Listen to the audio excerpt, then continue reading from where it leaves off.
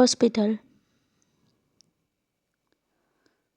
The hospital corridor was filled with a huge number of people. Some patients came for the regular checkup, while some were admitted to the hospital. Monitors were beeping, nurses were walking briskly with charts in hand, and there was a smell of antiseptic in the air.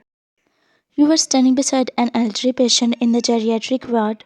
With your neatly tied low ponytail, minimal makeup, and gentle presence, you radiated the quiet beauty and compassion that made patients and their families trust you instantly. Grandma, it is time for your medicine, you said softly to an old lady, offering a kind smile. The old woman gave you a slow nod, her hands trembling as she shook the pills from you. Just as you were noting her vitals in the chart, your phone buzzed in your pocket. You fetched it out from the pocket and glanced at the caller ID. It was your mom. You quickly excused yourself from an old lady, stepping aside to a quieter corner. Eoma, you said, smiling warmly. Why ain't she? Your mother's soft voice came through the line. Eoma, you called me at work. Is everything okay? You asked, smiling brightly. There was a short silence on the other end. Then she answered, Um, everything is fine. I just wanted to ask you. Your smile faltered. You turned your back to the hallway, your voice lowering. What is wrong? Are you okay, Oma? Your voice sounds different. There was a long pause. I am okay, she said, but her voice cracked slightly on the last word. I will explain when you come home, dear. You nodded slowly. Okay, Oma, I will try to leave early today. Take care. Good girl, she whispered before hanging up. As the call ended, your grip on the phone tightened. Something was not right. Your mother was a strong woman, had been since your father left the two of you when you were just 6. She raised you on her own, working double shift at a restaurant, offering, sacrificing her own needs just for you. Your mother was the world to you. Why her voice sounded so worried? Is she really okay? You murmured to yourself. Suddenly your thoughts were interrupted when Jivu, your best friend and fellow nurse, appeared with her bubbly energy and mischievous grin. Hey Vayantia, first shift is almost over. Let's go drink some soju tonight. It is Friday. It will be a fun. You gave her a small smile, appreciating the gesture. I want to, Jivu, but my mom sounded off. She asked me to come home early. I think something is wrong. Jivu's smile dropped immediately. Oh, is she sick? You shook your head. No, she said she's fine, but I could hear something in her voice. Okay, take care of her. I will text you later, she said, patting your shoulder. You nodded your head with a light smile and watched her leave before turning towards the hallway. But to get the leave, you needed permission, and for that, you had to go to Seo Minkin's cabin. He was a well known cardiologist. You never got a good vibe from Dr. Min. You sighed and grabbing your bag, you rushed to the dimly lit hallway. As you reached the restricted side of the hospital where the specialist officers were located. You let out a deep breath and walked up to his cabin while adjusting your dress. Then you knocked at his cabin door with your hands slightly trembling. Come in, his deep voice called. You opened the door slowly and stepped in. The room was dimly lit with floor to ceiling shelves lined with books, a sleek black desk, and a faint scent of cologne. He was standing by the window but turned to the moment he saw you. Oh, Nurse Wyan, he said warmly, stepping forward. He quickly ran a hand through his hair and straightened his white coat.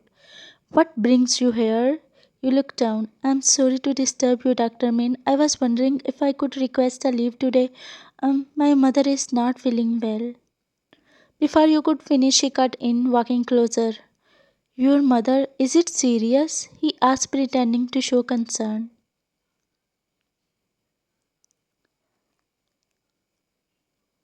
She just sounded off. I need to go home and check on her. He tilted his head, his eyes gleaming slightly.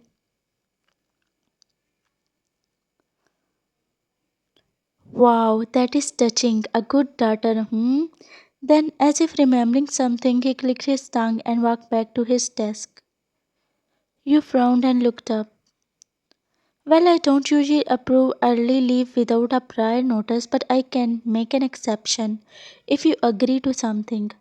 Agree to what, doctor? He leaned forward, folding his hand on the desk.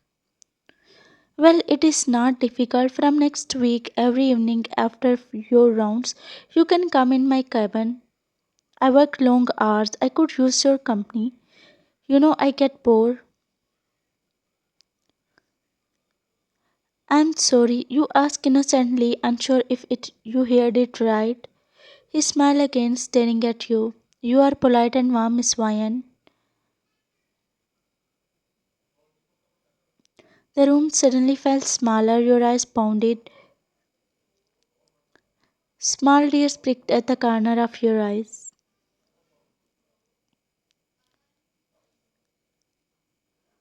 You lowered your gaze, swallowing the fear building in your throat. Okay, you whisper, feeling helpless.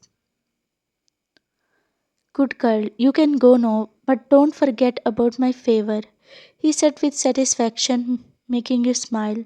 You nodded your head and turned your heel quickly, bowing out of formality. Your palms were sweating. The hallway outside felt too bright compared to the suffocating darkness. As you walked back towards the staff room to grab your mobile phone, which you forgot earlier, you felt tears pricking at the corner of your eyes. You were not just a nurse, you were a daughter, a human. But you couldn't break down, not when your mother needed you. You wiped your eyes quickly and rushed outside. As you stepped outside, you gestured the taxi to stop. Luckily, the driver stopped the taxi and you quickly plopped inside. After a while, the rain had just begun to fall when the taxi pulled up in front of your small, cozy home. On the outskirts of Seoul, the streetlights flickered above, casting a soft amber glow over the cracked pavement. You stepped out of the cab quickly, your heart was racing while your eyes darting towards the small gate of your home.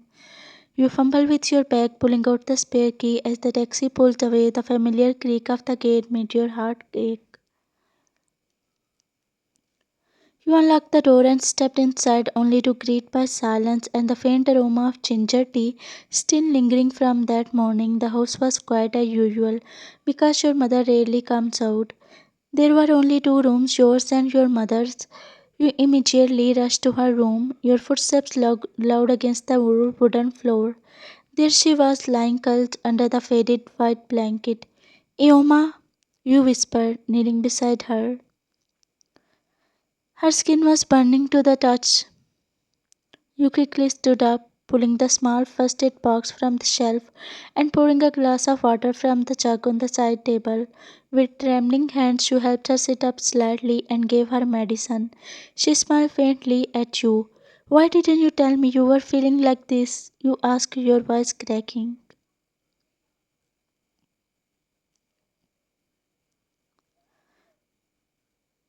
I would have come earlier. She gave a soft sigh, raised a frail hand, and gently pulled your head down to rest on your lap. Her fingers threaded through your hair just like they used to when you were a child, slow, soothing, full of love. I didn't want to worry you. You already work so hard, she whispered. My daughter, I am getting old, and there is something I have been thinking about since long. She paused. You looked up at her confused. She then smiled gently. I want you to get married. Your eyes widened. Eoma, I am right, Vian.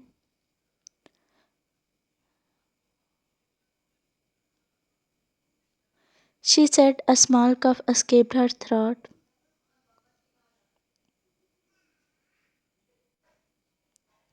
Your throat closed up. Don't say that. You are not going anywhere. You will be there on my wedding day. You will cry while holding my hand, and like all mothers do. You are not going anywhere. I won't let you. You will stay for me, for your daughter. You said in a broken voice. You are so beautiful, Mayan. Too kind, too trusting. People see that innocence. At her words, your heart dropped. You close your eyes tightly, trying to hold back the tears.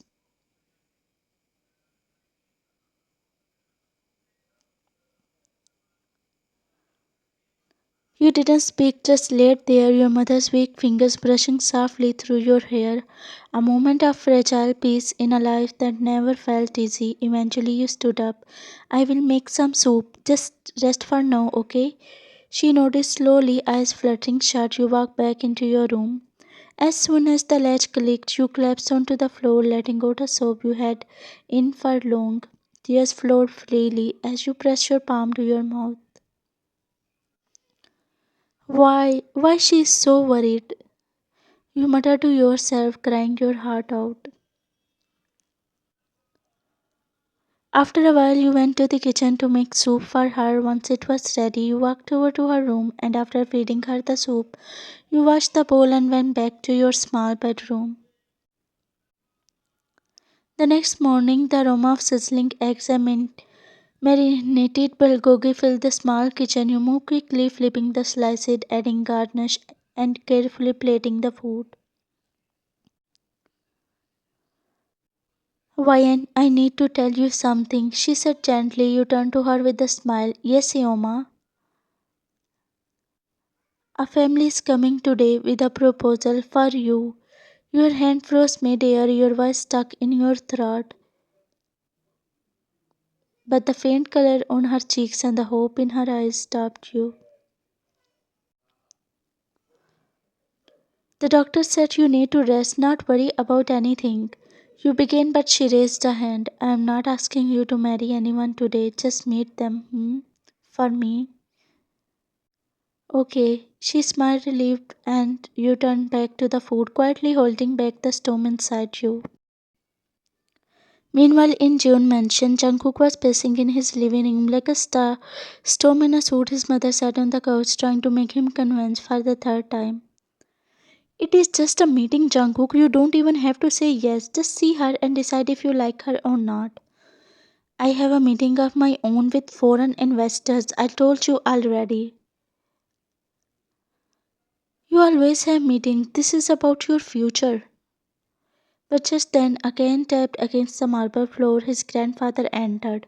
He looked directly at Jungkook and said sternly, if you don't want to meet that girl today, I will have all black cards blocked. Jungkook groaned, rubbing his temple. You always claim to repay your family's name, then do something for it. Meet her. Jungkook for once had no argument. No one ever disrespected his grandfather. He sighed heavily and gave a stiff nod. Fine, but I won't stay long. Good. Back to your house, you were placing side dishes carefully on the table. Your homemade kimchi, the japchae you knew your mother loved, some freshly steamed rice. You barely heard her voice when she said, go upstairs and get ready. They are coming soon? She nodded, her voice gleaming like a mother sending off her daughter to her first day of school.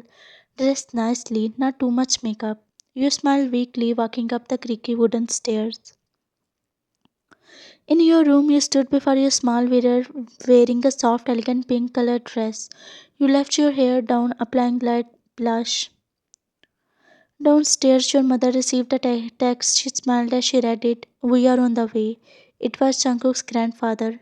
Your mother used to live in Jeon Mansion since she was just 6 months old. Jungkook's grandfather found your mother and took her to his home, where he always treated her as his own daughter, while Jungkook's father treated her as his little sister. At the age of 18, she fell for her university classmate, your dad, and married him.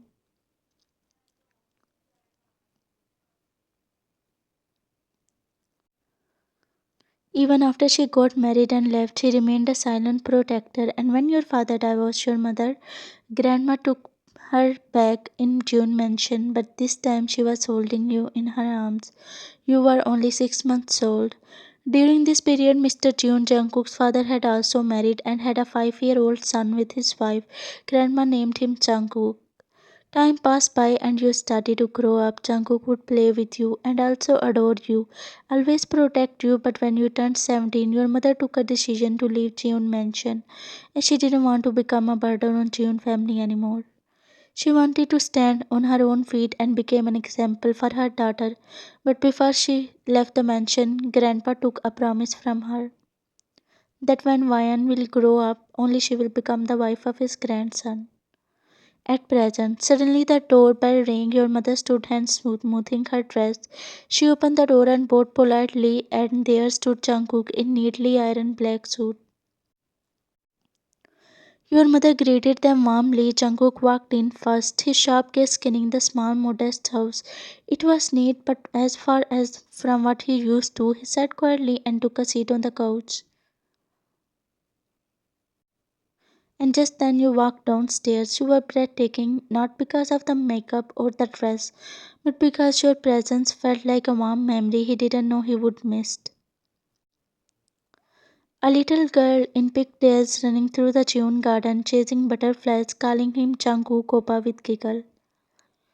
His lips parted slightly as he stood up instinctively, heart skipping a beat. Is she Vian? He muttered to himself, standing up. Everyone looked at him surprised. It'd been years since, and still he remembered your face. He didn't recognize your mother, but he did recognize in a moment. Jungkook used to be a cheerful child, but since the day you left June Mansion, he became cold. He missed you every day. He even asked his grandpa about you, but he simply shrugged it off, saying, "You will meet her in right time." And now that was the right time. Many years passed, but he couldn't take you out of his thoughts. As you reached the living room, you bowed politely. And when your eyes met his for just a second, he forgot every excuse he had planned to reject you. You didn't remember a lot as you were 5 years old. Your mother stepped in with a proud smile. Come, dear, take a seat.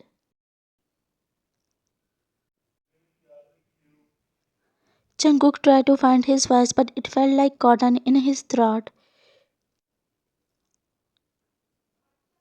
After a while, the tea was served. Jungkook remained oddly quiet, stealing glances at you when he thought no one was looking. His mother nudged him gently under the table. You said you had a meeting, she whispered. He leaned closer to her and murmuring, "This one is the best meeting ever, Mom." His mother tried to hide her smirk. After a week, the wedding hall was lit up in golden hues, buzzing with laughter, camera flashes, and the gentle melodies of string quartered. But inside the bridal room, your heart was pounding. You were fixing your veil in front of the mirror when the door burst open and Jivu rushed in, breathless and panicked. Jivu, what is wrong? She locked the door behind her. I need your help. She reached into her clutch and shakily pulled out a ticket, the result line clear and unmistakable. Mayan, please hide it for me just until I figure things out. He also present in your wedding. I will take it from you once the wedding overs. Your mind raced, but you saw the desperation in her eyes. You took the kit silently and placed it carefully in your handbag. After a while, you walked down the aisle, your heart thumping like a drum. But when you looked up, you saw Jungkook, who was standing tall in a sleek white tuxedo, eyes fixed only on you. His expression softened the moment he saw you. You stepped onto the stage. He reached out, took your hand. You looked like a dream. Your cheeks flushed. You didn't know what to say. The priest announced you husband and wife, and everyone clapped for both of you. In his bedroom, you sat on the edge of bed. Jungkook sat beside you. He didn't say anything at first, just looked at you. Then he finally spoke. You know, I saw you that day. I just couldn't say no. I don't think so. If you remember, June mentioned on me because you were small at that time. You turned to him slowly, unsure of what to say. He continued. I never stopped thinking about you, even after all those years, that little girl. I scrapped it falling off the swing, that girl who said she would protect me with her toy sword.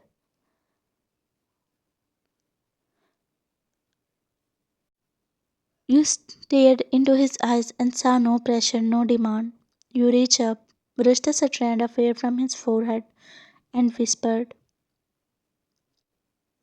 I know. His eyes softened.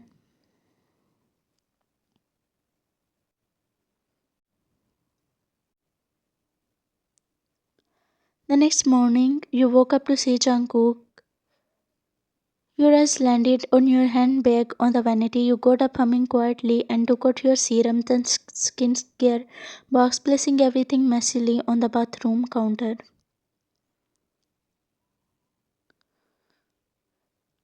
Unbeknownst to you, hidden breath, a jar of moisturizer was Jiwoo's kit, still tucked between the items. You didn't notice it. As you stepped into the shower, after a few minutes, Jungkook woke up and went to the bathroom, and there his eyes fell on a kit.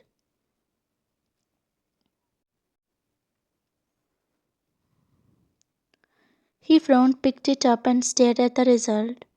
Ah, this girl, he muttered, shaking his head. He knew what it was. Jiwoo had told everything during the wedding. He walked out holding the kit casually in two fingers, raising a brow as you were now sitting on the bed. Wyan, you turned around while brushing your hair. Mind telling me whose kit is this? He said with mock seriousness, suppressing a grin. But you froze, your eyes widened in a disbelief, and before you could process what was happening, tears welled up in your eyes. I didn't, I would never. Your voice trembled, breaking off as the shock hit you like a wave. Jungkook's smile faltered instantly. Who? Wait, no, Ian. I was joking. Please stop crying. You stepped back, wiping your tears.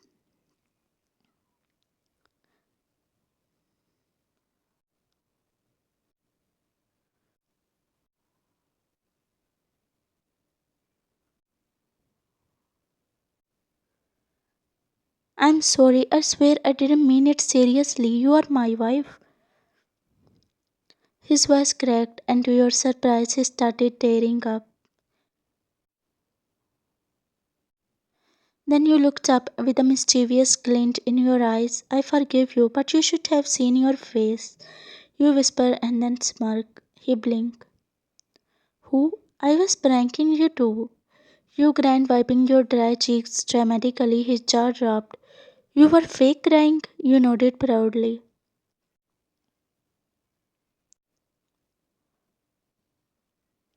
You are not the only one who knows how to prank. He stared at you, then grabbed a pillow and gently banged it against your shoulder. Oh, you little fox, you scared me. You both burst out laughing.